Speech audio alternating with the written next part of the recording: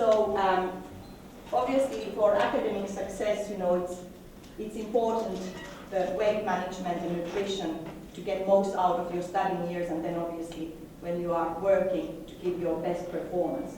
So I was just saying, you have done well in academic terms, and that was obviously a leading drive for why Ireland then get the Celtic Tiger.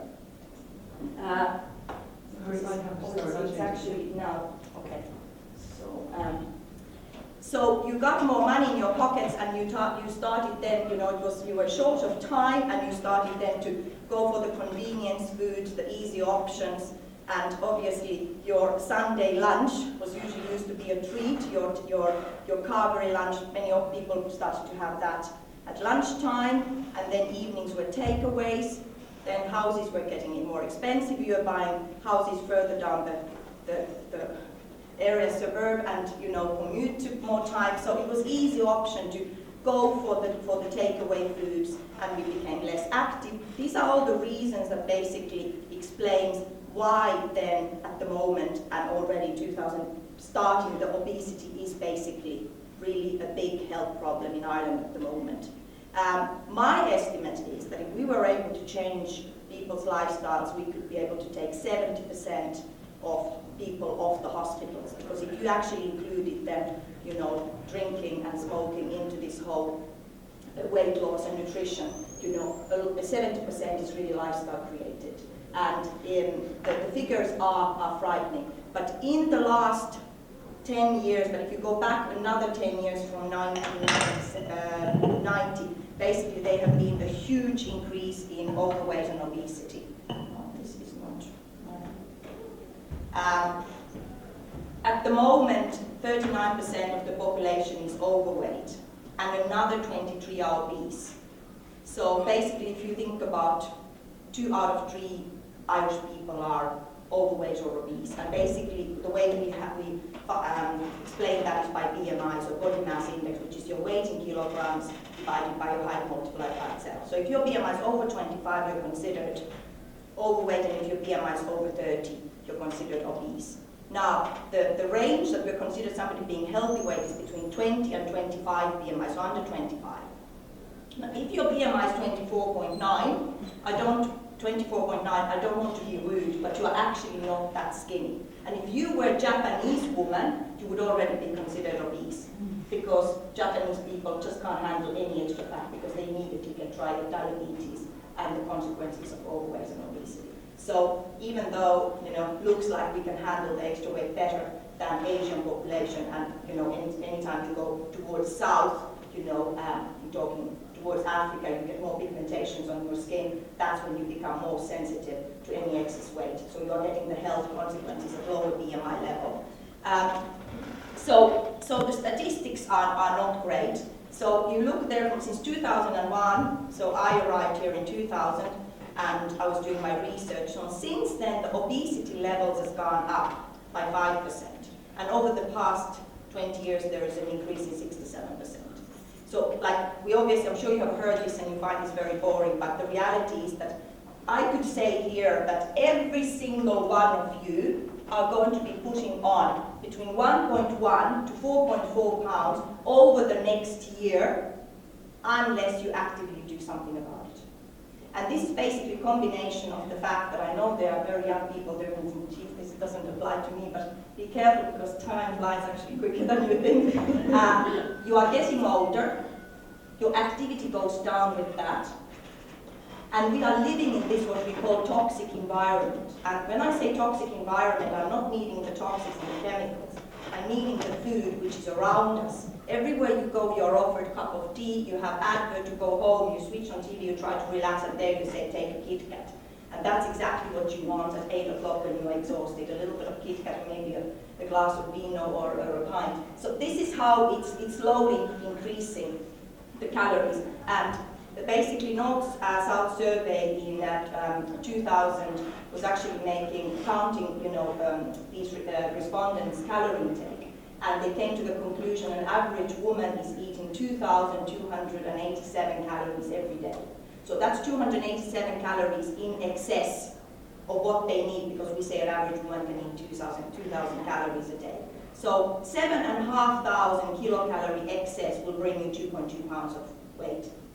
And obviously continuous people say, oh, but the weight increases so quickly. Yeah, it does increase quickly, but really weight management is all about maths. So it's mathematical, you know. Obviously, it's basically your energy output and your energy intake. So if you increase your activity, of course you can eat more. But we need to remember that the role of exercise is overemphasized when it comes to weight loss. Exercise is great when we talk about weight maintenance and keeping active, and obviously the benefits of exercise are numerous, but just that you need to remember that really in the end of the day what matters is what you put in, you know, so how your diet is.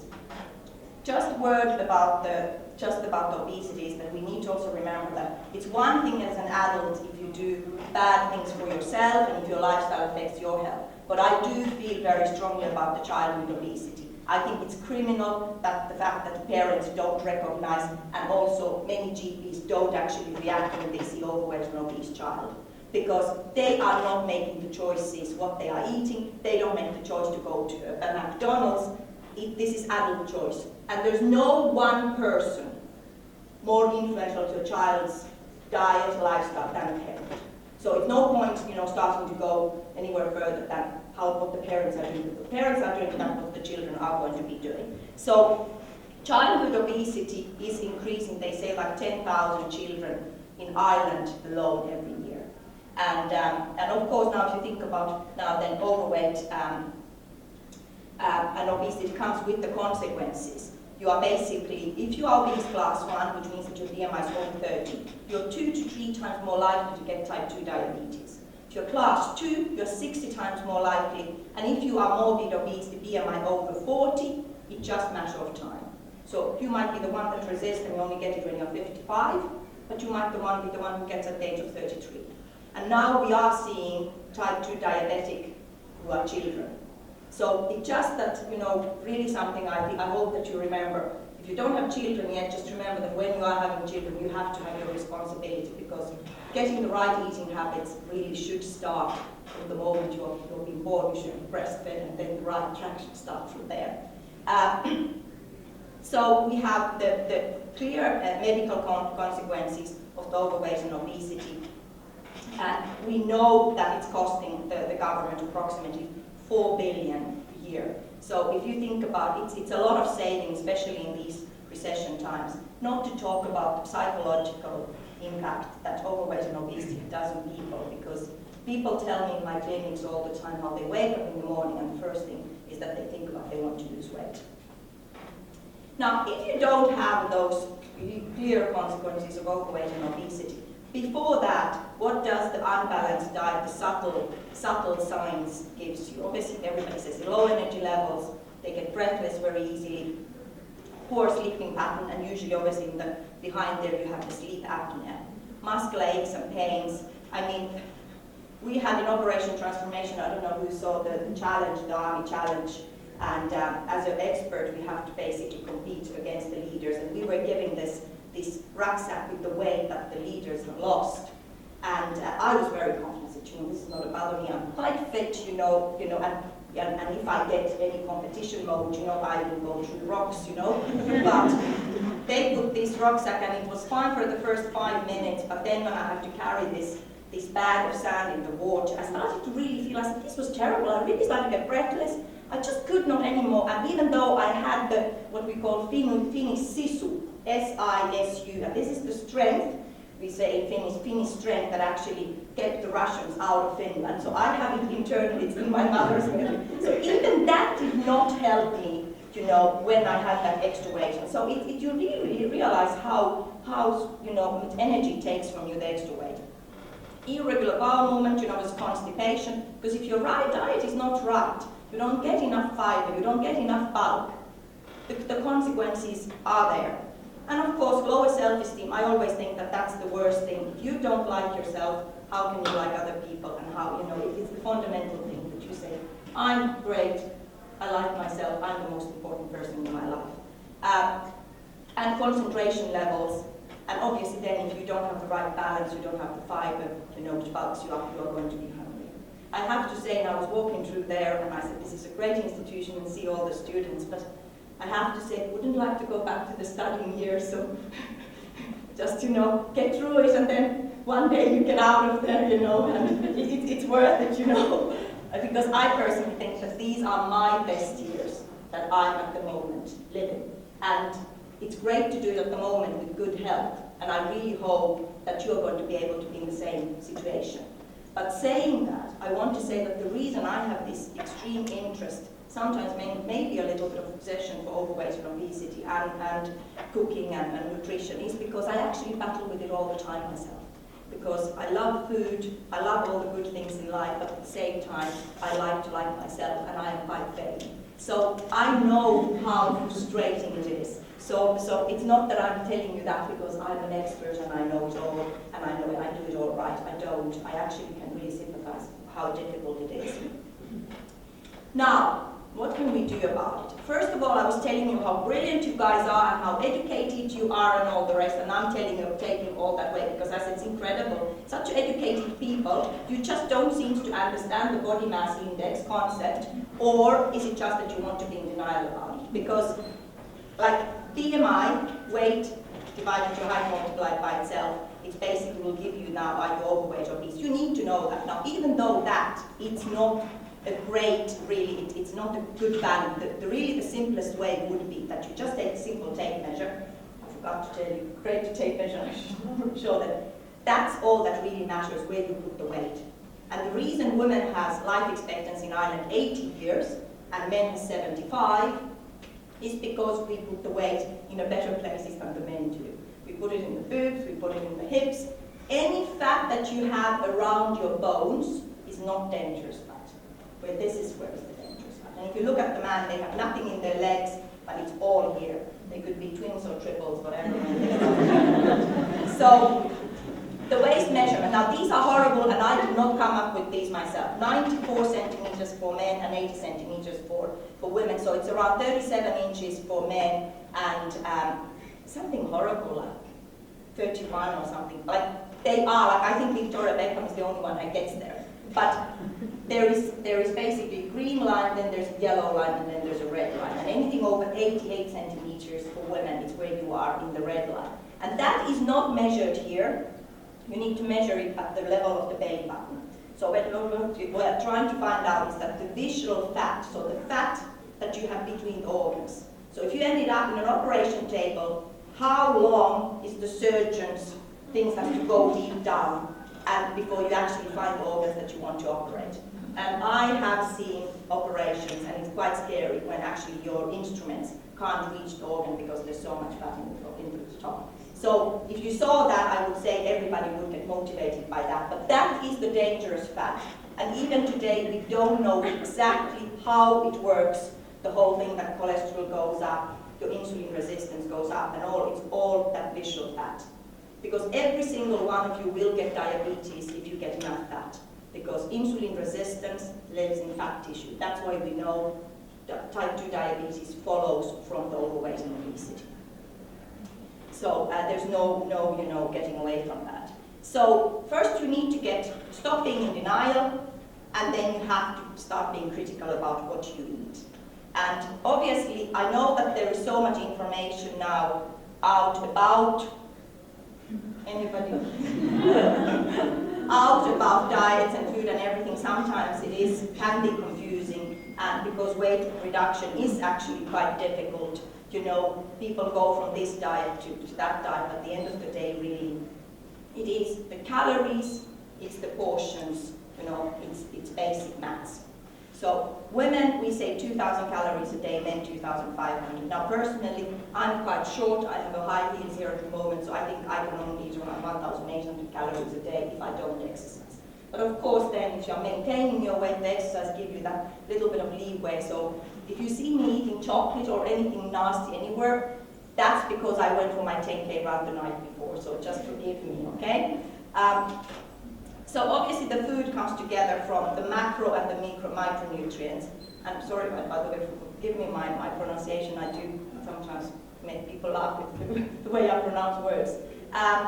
So you really need to start thinking about the food as an energy for your body, and that you need to tick all these different boxes. And I think at the moment a lot of people are just, they live so that they can just, eat all the time. But really,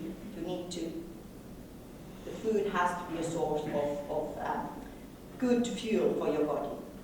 So protein, fats, and carbohydrates, and we need all of this in a good balance. Now, protein is something that Irish people don't seem to be lacking. Now, unless you are a vegan and you are a serious vegetarian, then you don't know what you're doing. You might be lacking in protein, but usually that's not a problem. Fats, we get plenty of the wrong fats, but now I think everybody seems to know already that the omega-3s, the oily fish, is what we should be having more. And I really think it's an absolute disgrace that we're living on this island and there's water everywhere around us and we're eating so little fish. So you really should have fish at least twice a week. And one time it should be oily fish. So your mackerel, which is not expensive, great fish, obviously tuna, salmon. That's really the brain food, and there are now some evidence even that attention deficit disorders benefit from extra omega-3 fatty acids. That's actually one of the reasons I'm taking omega-3 all the time and trying to include the fish in my diet. So we eat a lot, and Irish people, I think, are eating twice as much of the saturated fats, the fried food, because of course when you start frying the food in these cheaper foods, you're just creating these saturated fats, and often they use the oil so many times as well. So it really is quite a serious poison. Carbohydrates are the easiest forms of energy for your body, and you obviously need that. And obviously you need it more if you're exercising. So, this is typically your bread, your potatoes, and of course Irish people love their potatoes. But Irish diet is far too high in carbohydrates. If you went now on the Grafton Street lunchtime, and you're actually seeing what people are eating, it's mainly sandwiches for lunch. And it's not really the great option. If you also started to count how much does it actually cost for your sandwiches and a fizzy drink or chocolate bar, everything together, it's actually quite a lot. So, the better option would be to have a homemade vegetable soup, bring it in a flask, and then maybe have a slice of bread. Not 2 slices of bread, then the ham, then a coleslaw, and people say, oh, coleslaw, there's my vegetables. I mean, actually, I don't know, it's a half a tomato. So then we have the micro, iron, calcium, and obviously all the vitamins and minerals, and those are obviously the important things for all the enzymatic reactions in your body. Iron is something that Irish women tend to be too low. I think one of the research was showing that 1 in 3 women was actually iron deficient. So obviously that's due to the menstruation heavy periods and all that type of thing. So it's important that you make sure you get your iron. Calcium, we are also, this is a problem because now World Health Organization was saying that 1 in 4 women in Europe are having osteoporosis already. And obviously these years when you are studying, now is when you should actually build up your bones, your bone density. Because after that it will start going down. If you are drinking a lot of Cokes and a lot of coffee, you are actually depleting a little bit that calcium as well. So it's, even if you had excess, calcium in your diet, it's coming off. And just remember that your body will always take the calcium it needs. So it will take it, but it will come then from the bone. So obviously, typically, dairy products are the easiest and quickest form of calcium. I know there's a lot of people who don't want to have dairy nowadays, and it's a difficult question.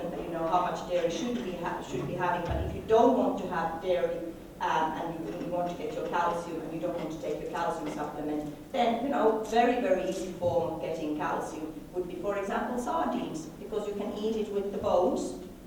If you don't have weight problems, sesame seeds, you can do a nice hummus, chickpeas and sesame seeds. But like that, with seeds and anything like that, you need to watch it because 600 calories and 100 grams of nuts. So somebody said to you, okay, just eat nuts, they are healthy. That's fine, but what else are you eating? Because there is a lot of that good fat in the seeds. Now, fiber, this is something I'm absolutely obsessed with. because that goes with fiber and the vegetables. Now, obviously, if you are maintaining your weight and you are eating bread, you are eating fruit, you get that from bread, from cereals. But really, the most economical way of getting fiber, and what I mean by economical in terms of calories, would be obviously your vegetables, and especially vegetables growing on top of the ground has less carbohydrate and a great source of fiber. And this is something that Irish people are lacking a lot. One research I remember seeing said that 70% of Irish people don't get even the minimum 15 grams. Now I think these figures are improving, and I think the latest show that there has been an improvement, because of course, again, the public health education, people are getting more aware. But a lot of people have a lot of what I call food dislikes regarding vegetables, that they only eat tomatoes or they only eat carrots, and they never tried cabbage, they never tried, the green ones. So this is obviously where the important part is, that you would need to make sure that when you have children, you actually, let them taste different vegetables from early age. But this is important because the fiber keeps your cholesterol down, obviously helps also to lower the glycemic index of foods that would maybe naturally otherwise have a higher glycemic index. And what I mean by that, foods, it would be better that we ate foods that would get the sugar reading steady, and when they start going up, they go slowly, and not like sugar or glucose, which actually increases your blood sugar readings very sharply. So because your longer satiety, so longer you feel full, if your sugar readings goes up slowly, and also that way you don't stimulate insulin very quickly, because insulin is the hormone of hunger, the hormone that will deposit the extra carbs, extra energy as a fat. So it's important that we have the fiber intake high, 25, ideally 35 grams a day. And obviously I always say better to have your fresh vegetables, but nowadays some people say that the frozen ones are better because they have gone into the freezer and the vitamin stuffs are still intact. And of course, if you are running a very busy lifestyle, if you have frozen vegetables, at least you will take them out quickly and you can steam them. Steaming usually is always better than boiling, and that's something that Irish people are still quite used to doing, just boiling all their vegetables. So here we go now to the vitamins, and obviously fruit is always a great source of all the antioxidants, vitamin C, and obviously they help your immune system. But I really think that what you need to remember, that there is not one element in the diet that you need to constantly. It needs to be a balance. I just went to a health store there a few weeks ago, and one lady stopped me and asked me, said, is flaxseed oil good, or this, and should I have that too, because I've been having a lot of viral infections. I said, you can't say one thing is going to sort you out. You need to look at the balance in your diet. Salt is obviously something that we all know, and we're trying to educate people to know about the consequences. It's called habits, and people just add salt into their food before they even tasted it. So the recommendations are that you shouldn't eat less than 6 grams a day. And again, the statistics are really talking against you guys. And typically, the extra salt is in the processed food. Like if you were cooking all the food at home, and then you start adding salt into your vegetables, that's a totally different story than if you are actually then buying these processed foods and then you add salt into those as well. So it's I always believe that if the food is cooked at home, you can do things more liberally to the food, and it's still healthy. My grandmother died at the age of 91, and all she ate was full-fat cream, butter, but like that, nothing was processed, So I think we need to go back to the basics, to things and what we used to do, 50, 100 years ago. And now we then come to all the liquids. This is obviously something that Irish are great, but by the way, so are we Finnish. We have a lot of things in common, as I said to you. Finnish like their Koskenkorva and our vodka, and you guys like your pints. The alcohol figures for Ireland, what I was reading, I think it's a mean intake is something like almost a litre a day for men. Because obviously they are the heavy drinkers who could have 10 pints in one evening.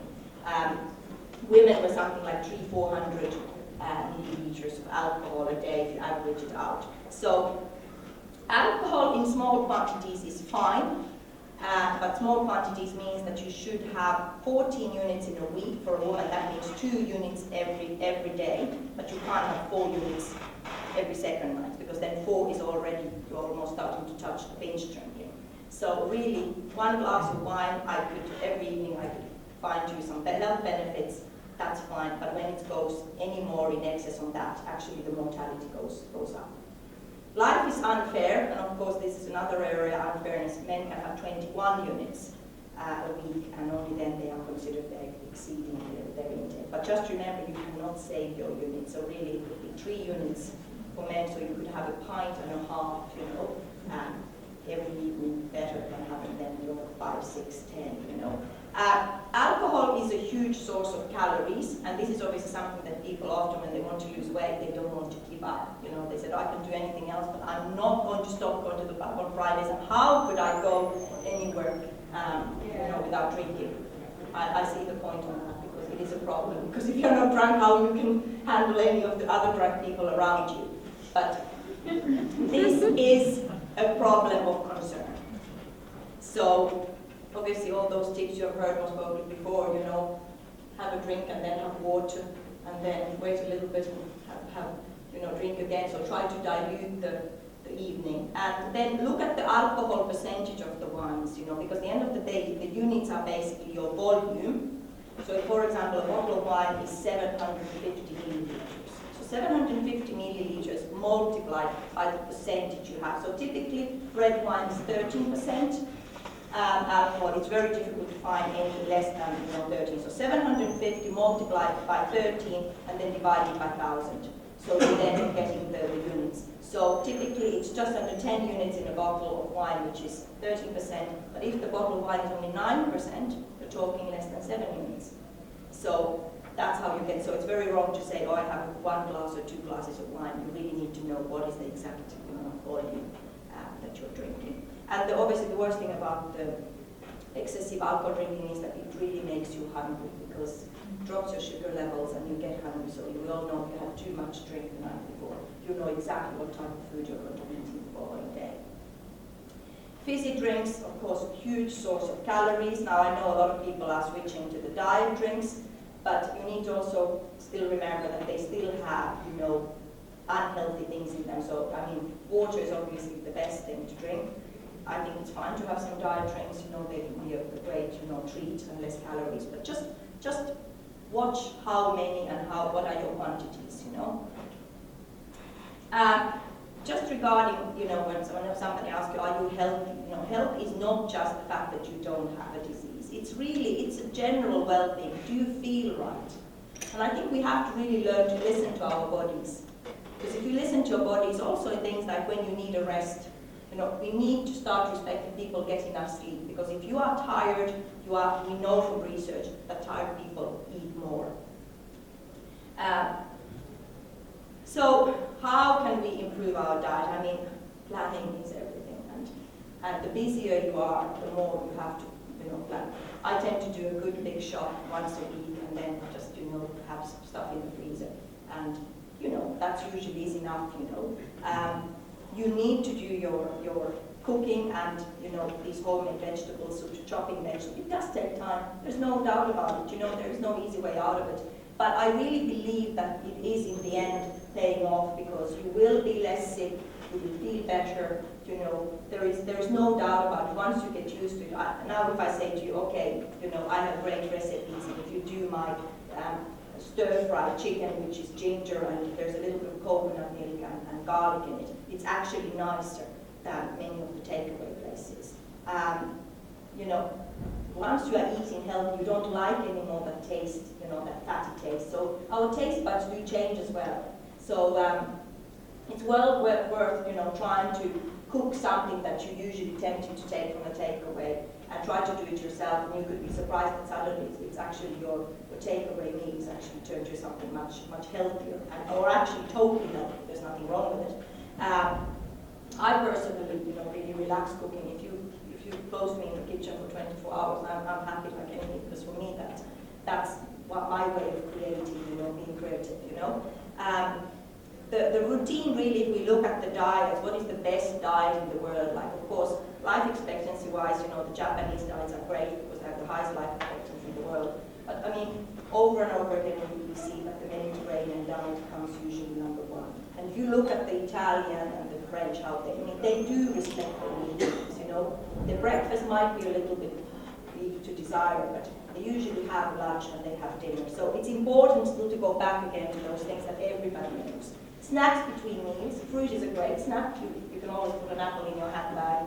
I always say keep some apples in your car, because if you got stuck in the traffic jam or somewhere, you know, it's something quick to have, low calories, instead of going for the chocolate bars.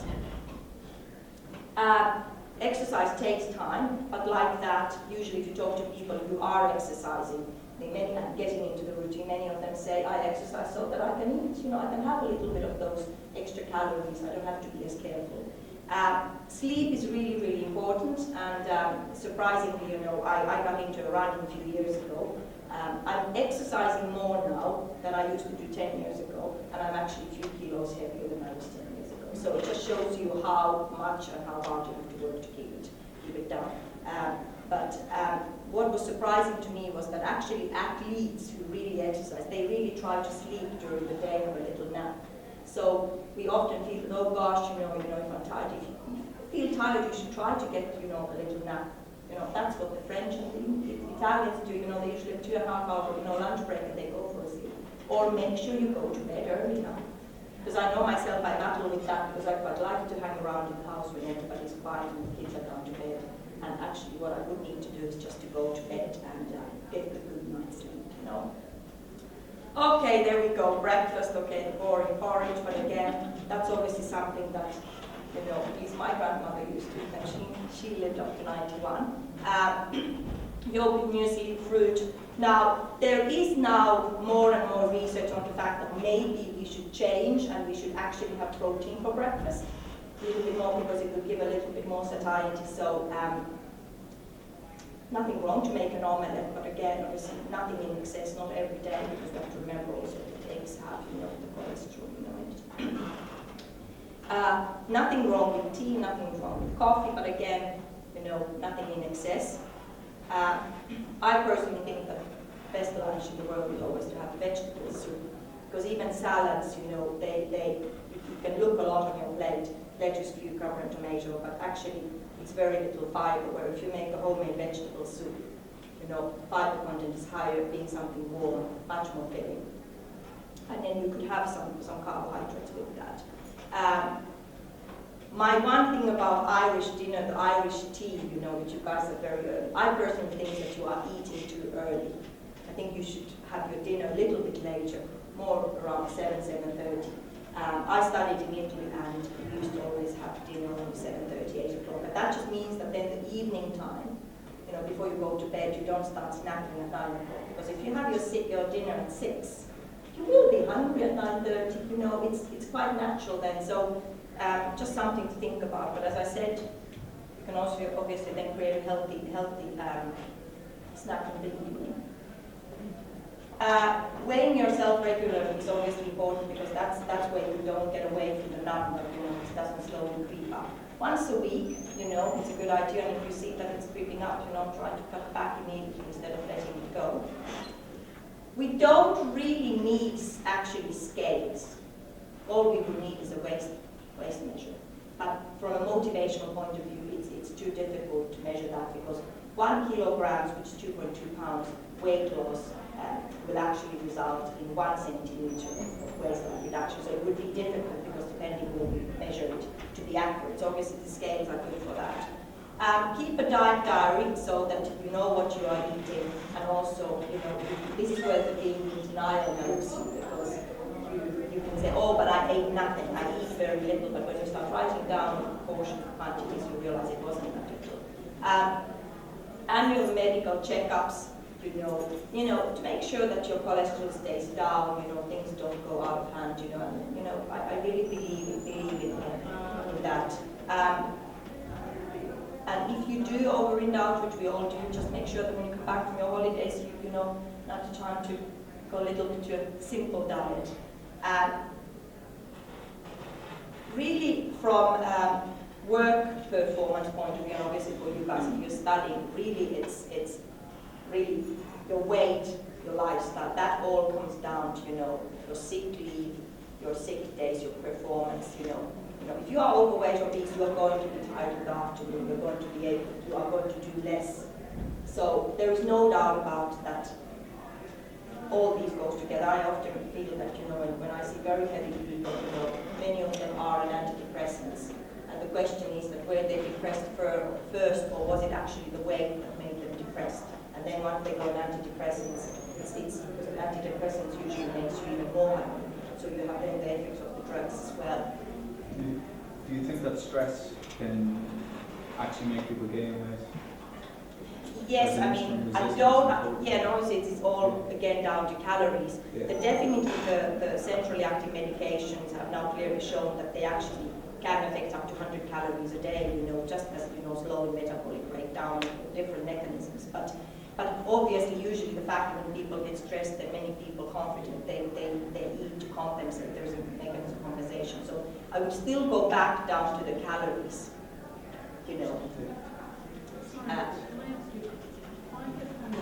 Sorry, I don't really. Sorry, why get hung up on calories? I mean, if somebody eats well and it fits into their clothes comfortably, without being overweight or underweight, calories really matter.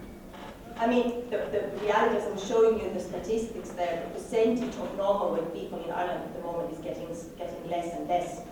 So I believe in the education. I think there are very few, maybe I don't see them because I'm working in a weight loss clinic, but very few people who have such a healthy, balanced diet that it just stays the way that way. Now, definitely my weight doesn't stay if I just ate what I felt like, and I have to plan ahead for it. And I believe that if we started to educate children from earlier age to understand the calories, the way we basically teach them basic maths and about economic and household economics, how to pay your bills and all the rest. It's the same thing. I always say to people, you don't go and buy a Mercedes-Benz if you don't have the money in your bank account. But you will go in excess in your calories in the afternoon even. You have already spent 1,000 calories for your lunch, you could spend another 1,500 in calories. So I think it's just to be aware of it. Not that people shouldn't get obsessed about anything, but... And can I just ask you one other thing? You were talking about children a while ago. And I know, they are becoming more obese. But do you not have to leave children to grow and develop naturally, children to teenagers, give them a healthy diet? Because some of them, depending on their genes, are going don't believe very much. I know that there is a predisposition to become overweight and obese, definitely, but you still have to create the environment for that to develop. So how many people actually become obese just because? Yeah. So I don't really believe for that, Ideally, yes, all the children should run around, eat a healthy balance, there shouldn't be any of that, but if we go for that, then we go to the same stuff back that we should be living in a cottage and doing our own vegetables and that's not life. So I do believe that we need to keep an eye on children, and I think this is actually on fun. We did a big Karelia project in Finland, and where we basically, this is now over 30 years ago, and this is very famous. An area where we're high mortality for cardiovascular disease, swap a diet with an Italian diet, and the mortality and the cardiovascular disease started to go down immediately. The problem was that the Italian people who were supposed to eat the Finnish diet did not follow the Finnish diet because they thought it was so horrendous. But what I just want to say to you, it does make a difference. There is enough evidence for that. So lifestyle can make a difference. So a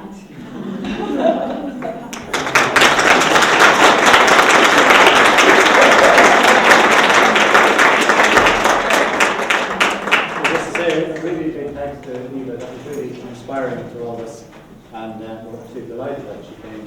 And if we can find a way of booking her into College Health Week next year, that would be even better. So it was really great. So let's give her another.